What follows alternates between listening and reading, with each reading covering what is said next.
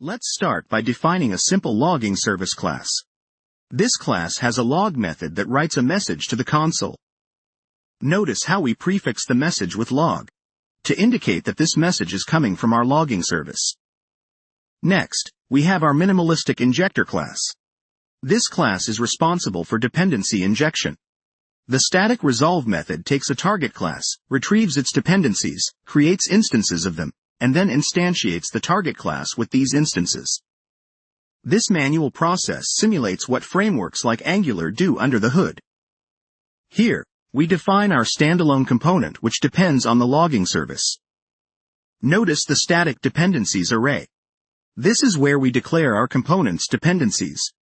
In the constructor, we accept the log service as a parameter and assign it to an instance variable.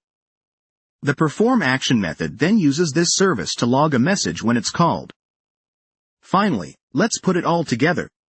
Using our injector, we resolve the dependencies of the standalone component and receive an instance of it.